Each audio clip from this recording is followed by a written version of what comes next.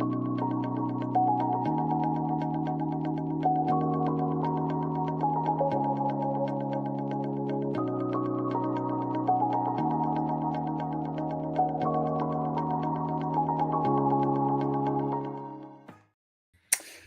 of the morning, folks. It's Monday, May 5th, Cinco de Mayo. The multi-front war in the Middle East is now 577 days old. I'm your host, Jonathan Schanzer. Welcome back yet again to the FDD Morning Brief.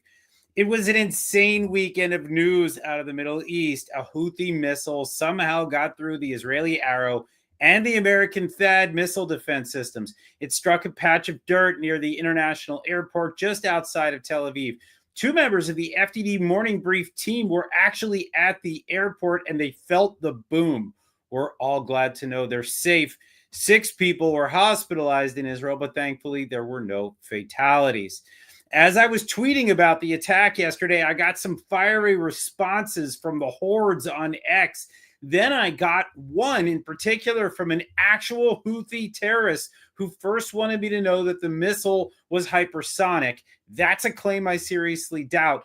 He later messaged me privately to make sure that I saw that the Houthis had declared a full blockade, an air blockade of Ben Gurion Airport. I'm not really buying that either, but it looks like I have a new pen pal. Not sure I would call him a pal, though. Today's guest is Lord Andrew Roberts, a British historian who has committed himself to documenting the truth about the October 7th massacre amid attempts to revise recent history in the UK. We caught up recently to discuss his work chairing the October 7th Parliamentary Commission Report, its findings, and much more, so stay tuned. Our conversation is coming your way momentarily. The Iran-backed Houthis in Yemen have been firing missiles at Israel since November 2023. They have failed consistently. That is until yesterday when a Houthi ballistic missile landed dangerously close to Ben Gurion International Airport. Some might call this their first success. I'm not sure it was. They didn't actually hit anything significant. Still, it's important to acknowledge something here. The Houthis were inevitably going to sneak one past the goalie. No missile defense system is infallible. Not Arrow, not THAAD. The issue in the end is not air defense. It's that the Houthis have advanced offensive weapons. In fact, no non-state actor has ever possessed ballistic missiles as far as I know. Sure, U.S. aircraft are currently pounding the Houthis, but airstrikes alone won't solve the problem. We will need to have boots on the ground at some point. They're not likely going to be American, and I doubt the Israelis will go in. But there are Yemenis who are willing and able to take care of business. Let's see if conversations about that finally begin to get more traction. Meantime, there's one other crucial component to all these attacks, and that is the regime in Iran. They're responsible for providing every single one of those Houthi missiles. We say it all the time here at FDD, so I'll say it again. Whether it's Hamas, Hezbollah, the Houthis, Shiite militias, or nukes, the regime in Iran is the problem, and that problem needs to be solved. One way or another, this regime needs to go down. Now for your headlines. Headline 1, Israeli Prime Minister Benjamin Netanyahu called on Qatar to stop playing games. This comes amidst a lot of accusations that he or his advisors have been working with the Qataris, so that's interesting. But I'll just say this, finally, right? It was long overdue. On Saturday, Netanyahu accused the Qataris of playing both sides in the Gaza ceasefire and hostage talks. Hey, Captain Obvious, Qatar has been playing the West against Hamas for more than a year now. Well, Netanyahu finally told Qatar to pick a side. Either you're with civilization or you're with barbarism. Well, I'm not sure the message got through. Hours later, a spokesman for the Qatari Foreign Ministry posted a rebuttal to Netanyahu's comments on X. He said Netanyahu is being inflammatory and that Qatar has done a top-notch job working the diplomatic file. Doha further claimed that Netanyahu's talk of civilization is just a way to justify crimes against Palestinian civilians. I guess that means Qatar is on the side of barbarism. Headline 2, the UK arrested 8 men on suspected terror offenses. 7 of them are Iranian nationals. The nationality of the 8th guy is, for now, unknown. Britain's police made the arrests in 2 waves as part of 2 separate counterterrorism investigations. The suspects are between the ages of 29 and 46. Right now, we don't have much more information. Investigations are still in their early stages, and British police didn't disclose too many details about the suspected plot, citing operational concerns. Iran's embassy in London has also been silent. Keep an eye on this story because I think I'd be shocked if the regime was not directly involved. And as we learned from the news this morning, 2 synagogues were apparently targets. Stay tuned. Headline 3, Israel carried out a strike near the presidential palace in Damascus, Syria. That happened on Friday in response to the new Syrian regime's attacks on its own Druze minority. Israeli Prime Minister Netanyahu and Defense Minister Israel Katz said the strikes were supposed to send a clear message to Syria's leaders that the Israeli government will not tolerate forces south of Damascus or any threats to the Druze community. Then on Saturday, an Israeli Air Force helicopter transported aid for the Druze in southern Syria. According to Syrian media, the Israeli chopper landed in Suwaida, which is about 70 clicks from the Israeli border. Apparently, this was the first time the IDF has ferried aid to Syrian Druze via helicopter. I like how the Israelis have reinforced their contract with the Israeli Druze community while fostering good relations with a community that is estimated to be 700,000 strong in Syria. That's a smart strategy, if you ask me. You can't have too many allies as war is raging. All right, it's time to press play on that interview with Lord Andrew Roberts. We caught up not too long ago to delve into his work on the October 7th Parliamentary Commission Report, a detailed account of the atrocities carried out by Hamas on that fateful day. Have a listen. Welcome to the program, Andrew Roberts. Thank you very much indeed, Jonathan. Thanks for having me on the show. Well, thank you. And let's just start with this report that you have produced. When did it come out? What was the mandate? And what were the basic findings? It came out last month. The mandate was from the all-party parliamentary group, so a non-politically partisan body in the House of Lords and the House of Commons. And its findings were that, if anything, the horrors of the 7th of October massacres were even worse than we knew. It was a tremendously vicious and hateful day for the history of mankind, and I've tried to put it into historical context, but we've also tried to memorialize the 1,182 people who perished that day. Well, I have to say, I did take a look at the report, and it was stark. For me, I have to say that there's nothing particularly surprising about what you produced. In other words, for anyone that's been watching the war over the last year and a half, or anybody that was paying attention on October 7th or the days afterwards, anyone who saw the videos or have heard the testimony of the victims or the families, the survivors, all of this is fairly well known. So why was this necessary in the UK? Oh, well, because we've had denialism. The Hamas and its supporters, especially in the UK, have been attempting to say that no rapes took place, no murders happened on the 7th of October in southern Israel. It's a little bit like Holocaust denial, but whereas that took years to develop, this actually has started before the massacres actually ended. The Palestinian Solidarity Campaign actually asked the Metropolitan Police in London for permission to celebrate, they said demonstrate, but essentially it was celebrate the killings whilst they were still going on. So, Andrew, typically when we look at the United States and the UK, policies are very much aligned. The transatlantic relationship is often one where we see a unity of purpose, a unity of policy. On the US side, we saw President Biden immediately come to the aid of the Israelis in the aftermath of the 10/7 massacre. He actually flew to Israel. He worked with the Israelis on a plan for how to respond to the 10/7 attacks. Are we seeing that sort of unanimity of purpose and policy with the US and UK here? Has the UK strayed from the US in significant ways? Yes, I'm afraid it has. It has. It's confirmed that it would arrest Bibi Netanyahu were he to come to London. It has refused to sell certain arms to Israel because it stated that it thinks that they could be used to abuse human rights in Gaza.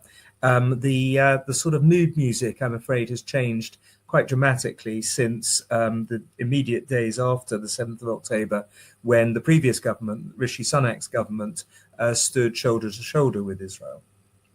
And so the Lamy government, what is the policy now other than to arrest Netanyahu and to perhaps withhold certain weapons? Are there things that the UK is doing right now that is actively undermining Israel and its war against Iran and all of its proxies on 7 fronts? Yes, it is. It's denounced the way in which the Israeli government has held up shipments going into Israel, into Gaza, even though it knows that that many of them are taken over by Hamas immediately that they get into Gaza. I'm afraid David Lamy's response to this crisis most recently has been to criticize the victim. And what do you think is driving that? I mean, is it the sort of jihadi or pro-jihadi groups that are on the streets, the sort of Muslim Brotherhood aligned factions that have long plagued British politics, or is it something else in your view?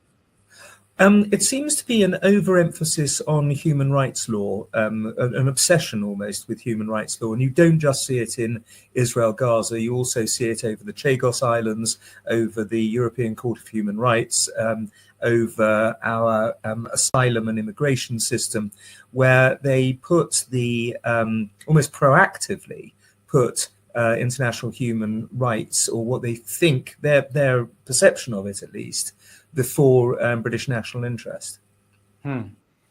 Okay, now let's get back to this report for a minute. I know you spent quite a long time studying the facts. Was there anything that came out of that report that you think didn't get a lot of attention in the mainstream media here in the United States or in the UK? Were there things that you thought should have gotten more attention now that you look back on what you found? Yes, there was an aspect of it that interested me as a military historian, which is that the killing frenzy that that Hamas and their allies went into, and indeed ordinary Palestinian Gazans who crossed the border on that day as well, that killing frenzy that they got into was entirely premeditated. It was manufactured. It was part of the plan, which is quite unusual in military history. Usually, these things suddenly happen as a part of the sort of utter debasement of human nature.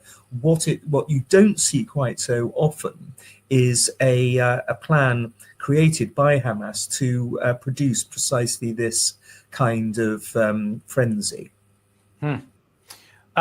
A question for you as we kind of broaden out. We're certainly looking at a war that is not over. And at the end of the day, we know that much of this, if not all of it, tracks back to the regime in Iran.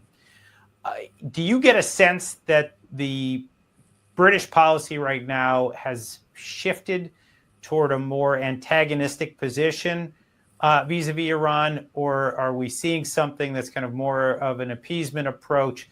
The UK has typically, again, been aligned with the United States as it relates to sanctions and other foreign policies. Where are we on the Iran issue in particular? Well, Britain was quite good when it came to Iran's actual attacks on Israel, the drone strikes and missile strikes.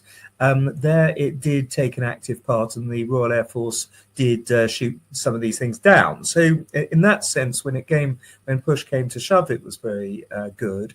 But overall, it isn't in the forefront of where I think, at least, it ought to be, which is being proactively anti-Iran and its various satellites. You know, it's not really doing anything with regard to Hezbollah and the Houthis terribly much.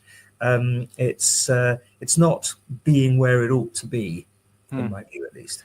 Yeah, I mean, I will say that I did note that a number of British aircraft were scrambled in that first attack, that April attack against Israel, and those aircraft out of Larnaca and shot down a number of drones and I think possibly cruise missiles as well.